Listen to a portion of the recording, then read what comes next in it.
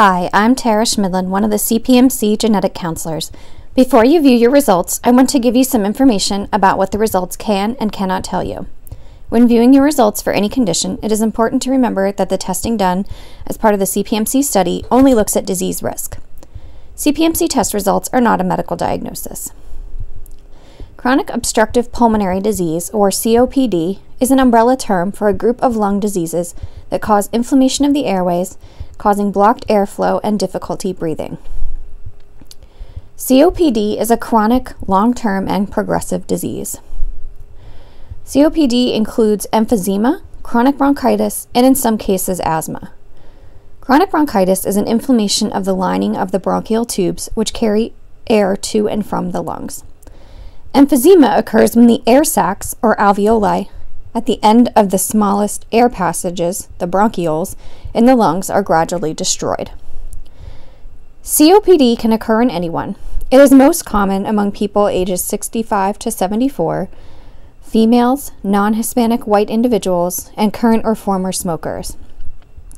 Approximately 24 million people in the United States population are affected, representing about 6.3% of the population. Although COPD currently has no cure, it is preventable and treatable in many cases. Treatments and lifestyle changes can help improve quality of life, increase your activity level, and can help slow progression of the disease. COPD symptoms are often not apparent until substantial lung damage has occurred, and they often worsen over time. People with COPD may also experience episodes called exacerbations, during which symptoms worsen and persist for a few days or more. Signs and symptoms of COPD include shortness of breath, especially during physical activity, wheezing, chest tightness, frequent coughing with or without mucus, blue lips or fingernail beds, frequent respiratory infections, lack of energy, and unintended weight loss. There are many risk factors that make up your overall risk for developing COPD, some of which you can control and some of which you cannot control.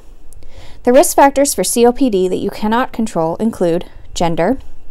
COPD tends to be more common in women. Race. COPD is more prevalent among Caucasians than African Americans or Hispanics. Age. COPD develops slowly over time, but most individuals are around 40 years of age or older at diagnosis.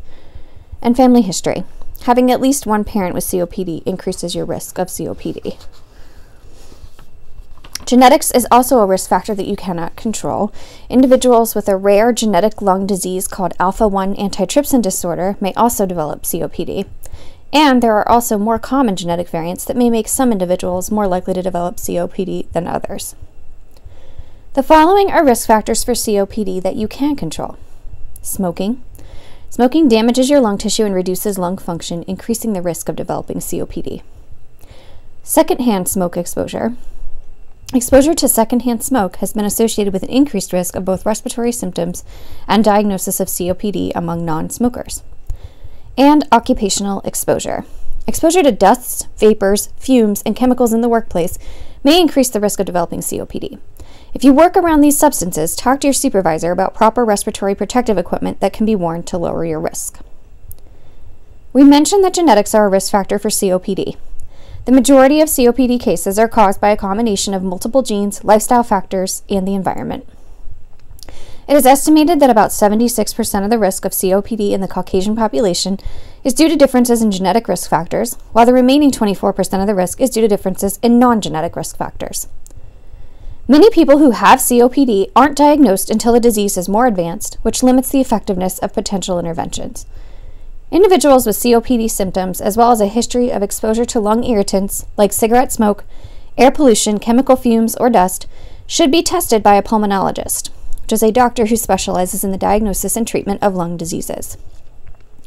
COPD is diagnosed based on signs and symptoms, medical and family history, and test results. Confirming a diagnosis of COPD may include spirometry, a breathing test, chest X-ray or chest CT scan, and an arterial blood gas analysis. There are currently no recommended screening tests to detect COPD among individuals who do not have symptoms.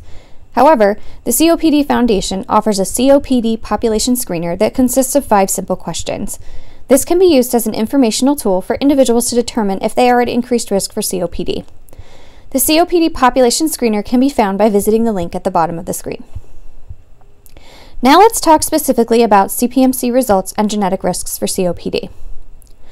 Studies have shown that a particular genetic variant, called RS1828591, is associated with a reduced risk for COPD in people who have 2 copies of this protective variant. Remember that we all have 2 copies of every gene. We inherit 1 copy from our mother and 1 copy from our father. This means that for every genetic variant that the CPMC study looks at, you can have either 0, 1, or 2 copies. Your CPMC results will tell you how many copies of this protective genetic variant you have. Individuals who do not have this protective variant will have a non-protective variant instead. Having a non-protective variant does not increase your risk for COPD, but it does not offer the same protection against the disease as seen in individuals who have the protective variant. Your COPD results tell you about the impact of a protective variant on your risk to develop COPD. Having 1 or 2 copies of a protective genetic variant decreases your risk of COPD compared to individuals who have 2 copies of the non-protective genetic variant.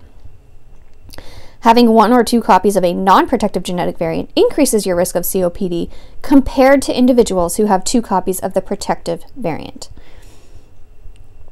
The vast majority of COPD cases are due to exposure to air pollutants, with cigarette smoke being the primary risk factor. This means that COPD is highly preventable by not smoking, avoiding exposure to secondhand smoke, and by limiting exposure to occupational chemical fumes and dust by using respiratory protective equipment. Remember, COPD is a complex disease, which means that it is caused by a combination of variants in multiple genes and the environment. No single genetic variant causes COPD, so no single genetic variant can completely predict your risk for COPD. Results of CPMC testing alone do not diagnose COPD or rule out the chance of developing COPD in the future. Genetic variant information can help estimate your risk of COPD. However, other risk factors like your family history may have a greater impact on your risk than any individual genetic variant. We may learn of other genetic variants that influence your risk of COPD in the future. As we learn more, your estimated genetic risk for COPD may change. We'll keep you posted on changes through the CPMC web portal. For more information, consider sharing your CPMC results with your healthcare provider. You can also contact a CPMC genetic counselor or read information on the CPMC health condition page.